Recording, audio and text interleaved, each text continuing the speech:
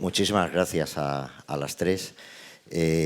Yo estoy como en casa, primero porque hay grandes amigos en el auditorio, en la sala, y en segundo lugar porque como solo tengo niñas, solo he vivido con mujeres, pues estoy pues como en casa.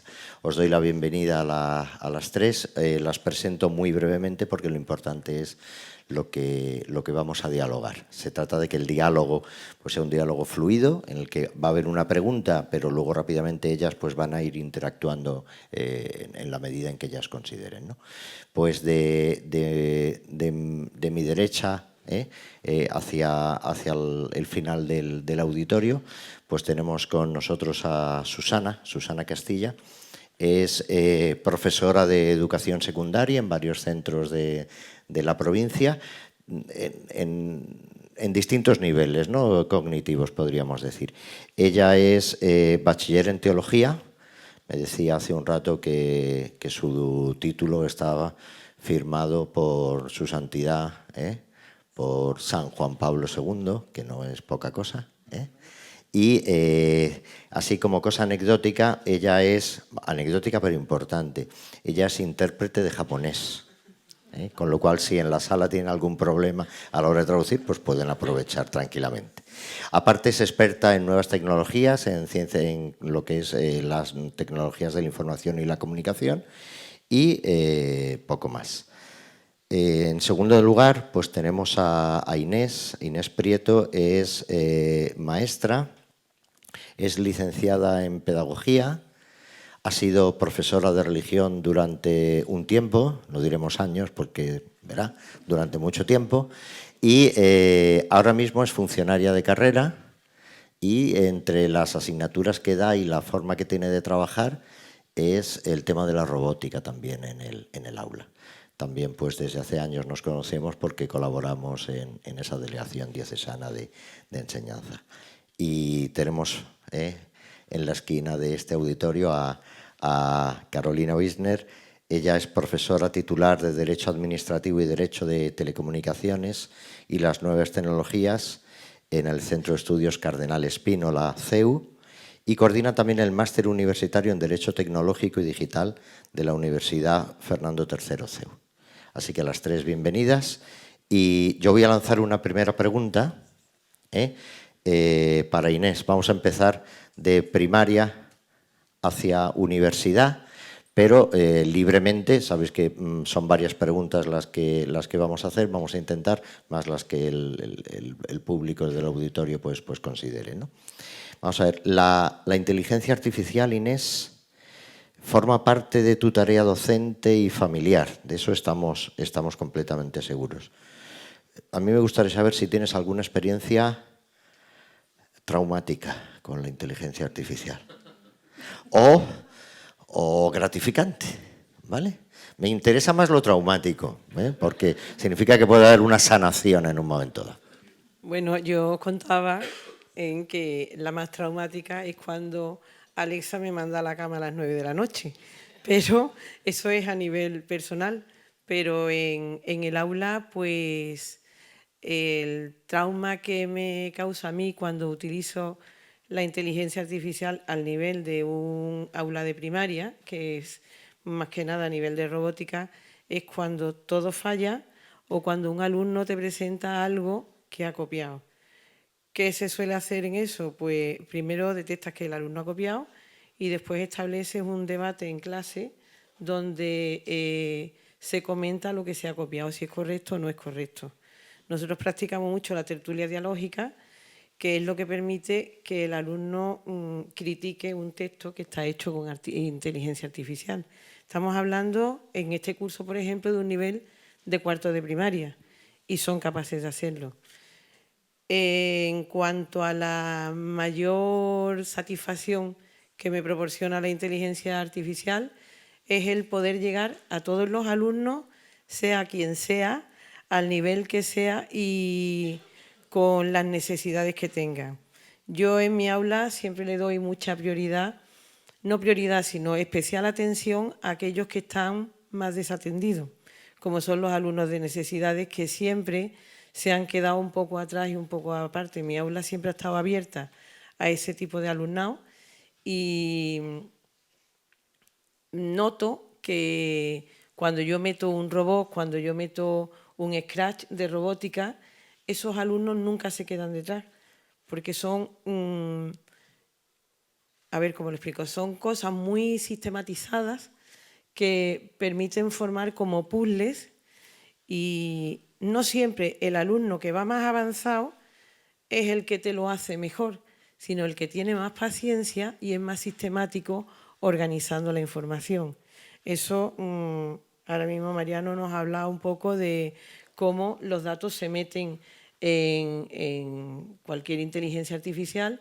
Yo les explico a ellos que la inteligencia artificial es como el robot Zoe que manejamos nosotros en clase. Zoe hace lo que nosotros le pedimos, ¿eh? Entonces, pues para mí el ver que todos participan, que todos están entusiasmados, que cuando yo voy a dar una clase de matemáticas me ponen hora y como llegue 5 minutos tarde me riñen los alumnos. Inés, estás parada por el pasillo. Y yo, bueno, es que me he encontrado una profesora, he tenido que hablar, es que la hora de matemáticas se nos pasa y estamos estudiando los segundos, que el viernes toca robótica y hay que programar. Entonces, pues, para mí, que una clase de matemáticas, que a mí no me gustan nada porque soy de letras, les guste, digo, bueno, pues algo está haciendo aquí la robótica para que ellos le estén viendo una utilidad y para que ellos estén motivados. Eso es tuyo, caballero. ¿Comentáis algo sobre esta cuestión, si queréis? Pasamos a la siguiente. Sí, simplemente un poco porque es muy importante la introducción que ha hecho Mariano para entender cuáles son las herramientas que necesitamos, y ya que está Beatriz Hoster aquí, hace 2 años y medio, casi 3, pensamos en introducir un itinerario de competencias digitales en el grado en Derecho y lo empezamos a implantar. Y entonces nos tocó el año pasado, justo un año después de la irrupción de ChatGPT, yo me dediqué 1 año a formarme antes de llevarlo a Laura. No dije nada en clase, yo ya escuchaba ChatGPT, vamos a hacer los trabajos. Yo les di un trabajo legal. Estos alumnos hoy están ya en 4º. Absolutamente. Norma era la intervención del Estado en la economía con empresa pública. Ahí no había normativa, presupuestos, todo muy legal. Una vez que lo terminaron, hicieron infografías, espectacular, tuvieron que defender, evidentemente, políticamente, por qué esa empresa pública todavía podía o era útil para la sociedad. Les dije, ahora tenéis un nuevo compañero, elegirlo. Copilot, Gemini, ChatGPT, y tenéis que hacer el mismo trabajo y preguntarle lo mismo que le habéis preguntado a la ley, a los presupuestos, e hicieron una comparativa. Al final terminaron viendo que se había inventado las normas, que no es cierto que existía esa cantidad de empresas o de empleados, ni que se dedicaba a ese sector, por lo tanto era bastante alto el margen de alucinaciones. Y ellos decían, claro, al final vamos a pensar que ahora vuestro trabajo y vuestra calificación va a ser el último, no el anterior. El que habéis hecho el esfuerzo, el que es vuestra creación, es este. ¿Sería justo? Y terminamos haciendo un decálogo. Entonces, a partir de ahí, en esta asignatura, que es Derecho Administrativo 3, terminamos con Derecho Ambiental. Y desarrollamos precisamente la sostenibilidad de la inteligencia artificial. Entonces, a veces el impactar a los alumnos hace que ellos mismos entiendan que puede alucinar o ser falseable, absolutamente, ¿no? Nada más, por compartirlo, y por supuesto que estamos trabajando claro, en enriquecer. Muy bien, Carolina. Susana, sí. ¿Consideras una amenaza la inteligencia artificial en tu campo educativo? No para ti, sino para el desarrollo cognitivo y psicológico de tus alumnos. Tú estás en 2 centros. En uno podemos decir que es un centro normalizado y demás, clase media alta, pero el otro es un centro que Federico conoce muy bien porque está ahí en San Juan, en lo que es la zona de la esquina del Gato, etcétera, etcétera, etcétera. Los que están detrás no ven el gesto de Federico, que se ha mudado brevemente por lo que él ha padecido allí. Bueno, pues allí está Susana. ¿Hay diferencia de uno con otro? ¿Qué riesgos puede haber? Por concretar un poquito más, uniéndolo también a la primera pregunta. Hombre, los alumnos por edad, ellos todos más o menos comparten el mismo ámbito cultural, el mismo sustrato. Sin embargo, es cierto que económicamente no tienen las mismas posibilidades. Yo tengo alumnos en uno de los centros en los que tienen el ChatGPT de pago, que tienen todas las herramientas juntas, ¿no? Mis alumnos ni siquiera saben, porque el móvil lo utilizan para bastante poco, para sus pequeñas fechorías, básicamente. Pero es cierto que se van a quedar atrás, que ahí la brecha digital es lo que va a ser real, porque antes teníamos problemas, que si había alumnos y familias que no tenían internet, incluso cuando existía la mochila digital. ¿Cuándo se daba? ¿En quinto de primaria? En quinto de primaria, ¿no? Esos alumnos que venían siempre a clase con los portátiles y nos volvimos de pronto que poníamos la lista de los Reyes Godos en PowerPoint porque innovábamos mucho, ¿no? Y poco más. Y quien no tuviese internet se quedaba un poquito atrás. La brecha digital, que la Junta de Andalucía, también los centros privados han hecho lo posible para que no exista. Pero aquí sí que va a haber una gran brecha, porque los alumnos no van a tener esa capacidad, tienen tantísimas carencias en todos los niveles, que es como cuando apareció la calculadora. ¿Fue algo terrible?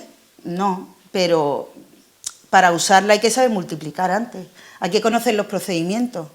Entonces, estos alumnos están muy atrás porque son nativos digitales, pero ni siquiera saben cómo, es como están en un mundo mágico, básicamente.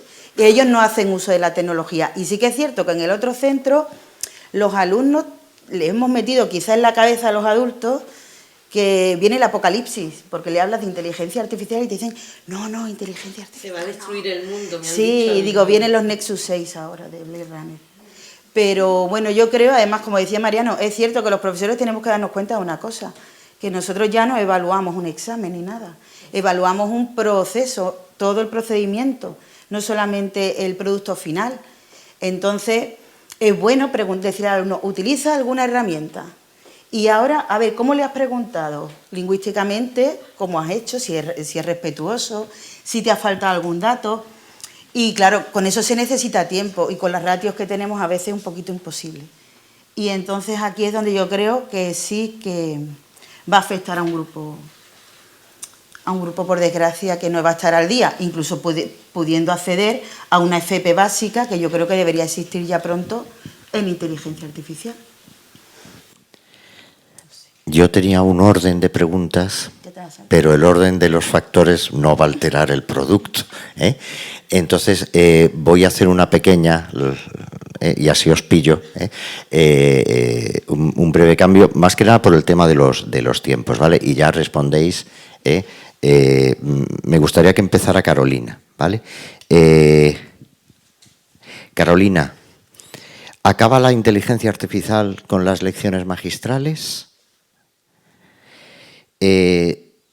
¿Significa eso que por un lado estaría el educador, por otro lado el profesor, en caso positivo, en caso negativo? Es decir, ¿se puede llegar a esa reducción de la labor y supresión de la figura del docente, porque a través de una videoconferencia creada, como decía Mariano hace un momentito, pues acabe, digamos, con la labor del docente?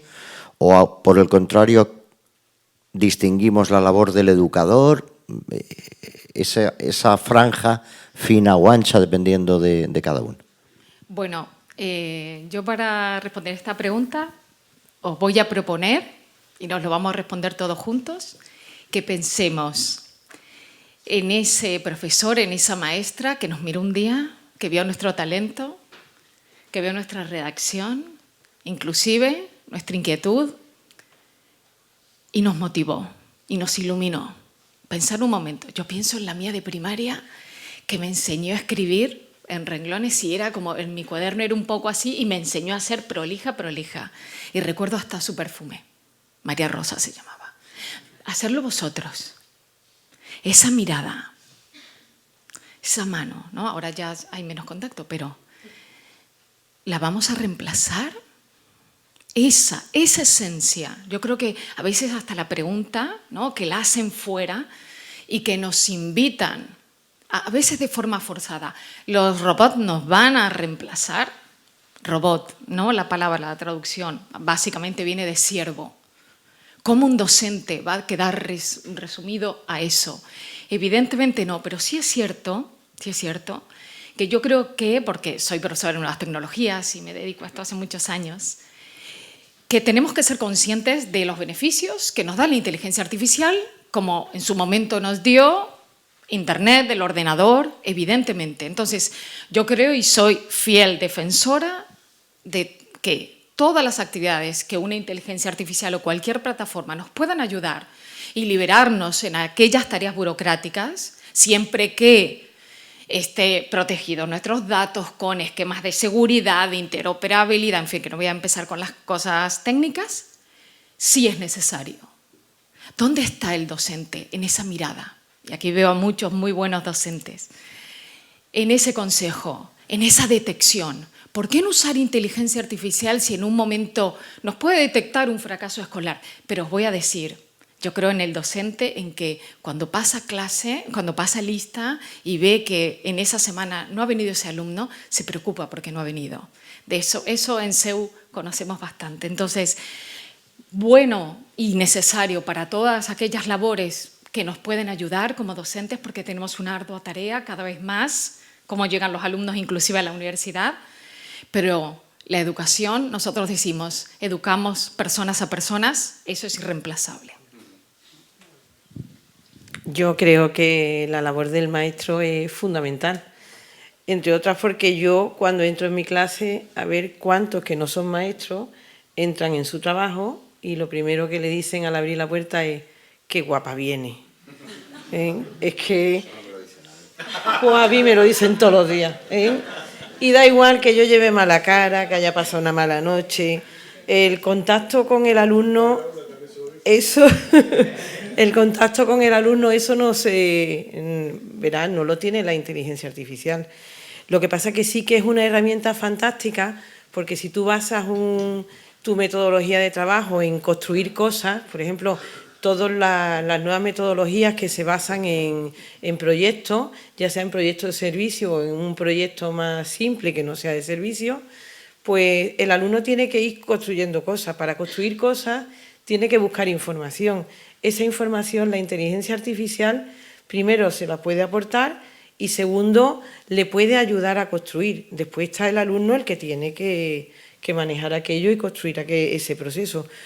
La ayuda ¿de quién es? Pues del docente que está allí aclarando dudas, orientando un poco por qué camino tienes que seguir, porque si no nos perdemos.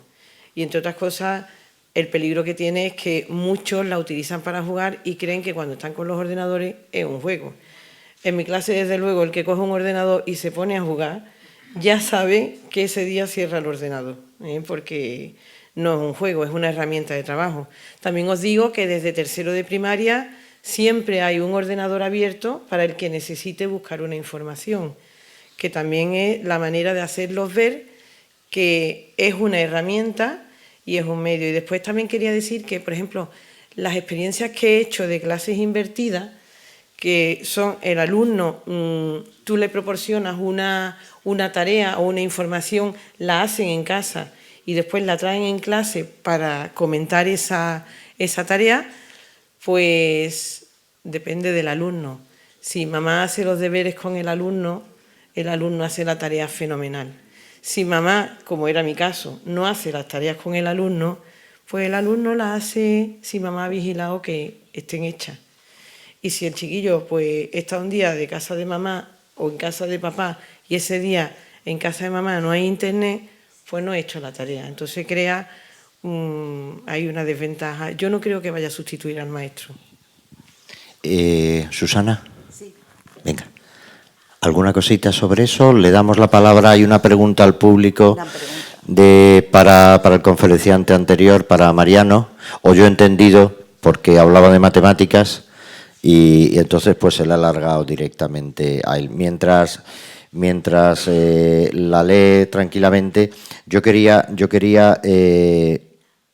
dos cosas. Una frase, os voy a leer una frase del documento de la Santa Sede sobre inteligencia artificial, que les recomiendo a los que están aquí que, si no lo han leído, que lo hagan, porque es clarificador y es muy interesante, como todos los documentos que se publican en Vatican.va.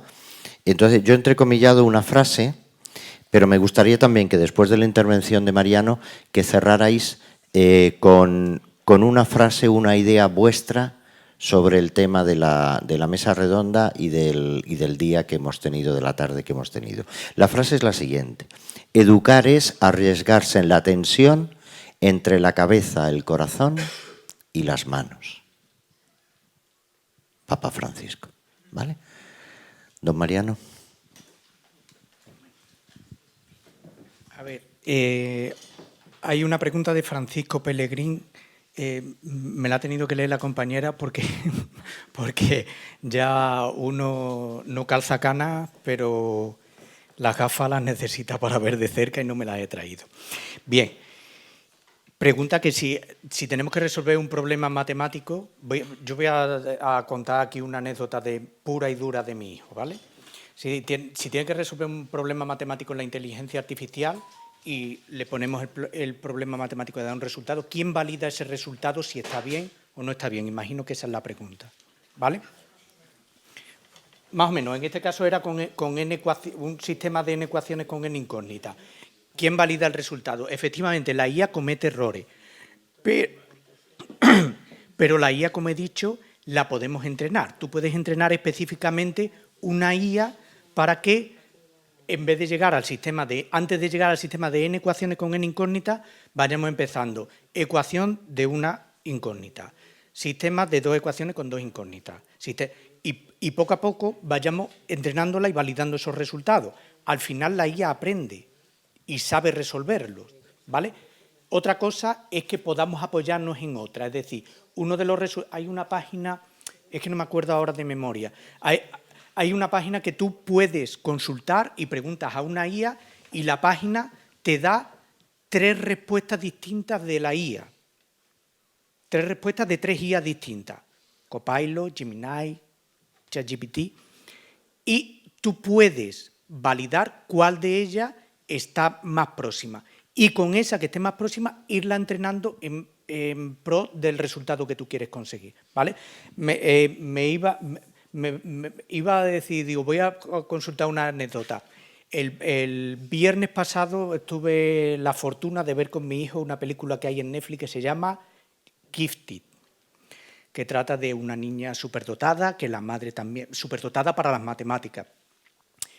Y en la película pues va haciendo el recorrido de la niña y llega un momento en el que se encuentra con los 7 problemas del milenio, la niña, y ve que uno de ellos lo ha resuelto Perelman, que lo conocemos, que resolvió la conjetura de Poincaré. Bueno, pues mi hijo se emocionó tanto que dijo, enséñame los 7 problemas del milenio y yo voy a resolver uno de ellos. Y lo anotó en un cuaderno y fue con la conjetura de Hooks, y se puso y voy a plantear una ecuación, otra ecuación, otra ecuación. Bueno, se emocionó tanto con el resultado que ha llegado al profesor. Mi hijo está en tercero de la ESO. Ha llegado al profesor de matemática, él me va a entender en lo que yo le voy a decir.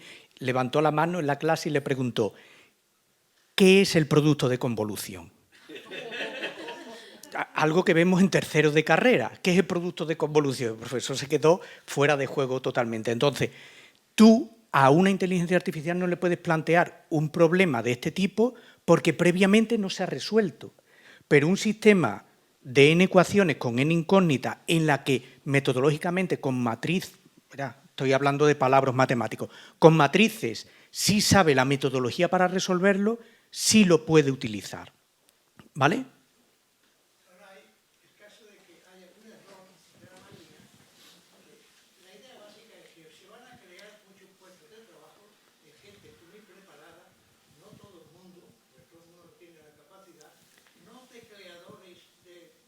De código. De meter datos, que ya y decir la inteligencia lo va a resolver. Y en la máquina se puede equivocar, afortunadamente poco, pero se puede saber quién interpreta los resultados si hay una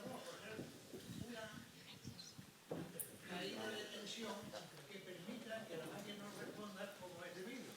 Entonces, ese problema, si yo soy esperanzador, como comprenda usted o como comprende, yo soy, lógicamente, abierto a que la inteligencia artificial va a ser buena, que va a ser novedosa, pero claro, me temo que el uso, ahora viene el análisis, el uso de una gran mayoría, por ejemplo, de ciencias, de letras ahora mismo, todas las personas que estén aquí de letras, no entienden un sistema de ecuaciones, no entienden, perdón, no quiero yo aquí, un sistema de ecuaciones con n incógnita, en ese caso es decir, lineales o de primer orden, porque la verdad no lo han dado nunca.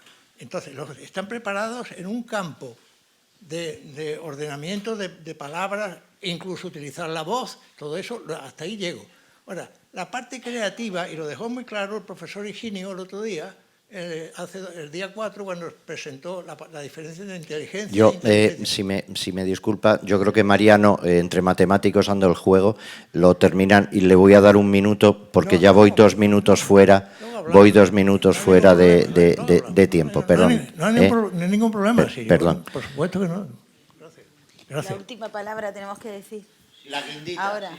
La guindita ya no en 1 minuto, sino en 45 segundos. En 15 segundos. ¿Podemos, Federico? Venga. Bueno, yo lo que digo es que como docentes tenemos muchísima suerte y es que somos eternos estudiantes. También les pasa a los estudiantes, a las personas que estudian Derecho, ¿no? A los jueces, a los abogados, eternamente estudiantes. Nosotros lo somos. Entonces, si tenemos algún problema con nuestros estudiantes, tenemos que ponernos en su sitio, en su lugar, porque nosotros también lo somos. Y es lo único que tengo que decir ya. Yo digo que inteligencia artificial sí, pero con pensamiento crítico. Y formar al alumno para que tenga ese pensamiento crítico. Pues como nos había invitado a... Me he quedado con un montón de cosas para decir, como nos había invitado a hacer la última reflexión, yo de ese decálogo que hicimos con los alumnos he intentado sistematizar o sintetizar 5, que es lo que cuando a mí me dicen, Carolina, que mi hijo está usando, ¿tú qué le dirías? O como profesora. Lo primero, recuerda que es una máquina. Y esto lo dice el Papa Francisco, Recuerda que es una máquina, es una herramienta. Es una herramienta, por lo tanto, es complementaria a la inteligencia. Y esa denominación de inteligencia no es tal. Por lo tanto, que una herramienta no te quite la riqueza. Segundo, te puede mentir. Cuida tu creatividad, tu pensamiento crítico y ponle a prueba. Quizá te dice la razón, tal vez no. Pero en cualquier caso, no dejes de ser creativo. Tercero, la IA necesita datos. ¿Tú se los vas a dar? Cuida tus datos, cuida tu privacidad y no te expongas a situaciones donde puede estar en juego tu seguridad y la de tu entorno. Seguimos. ¿Y la dignidad? ¿Y la libertad?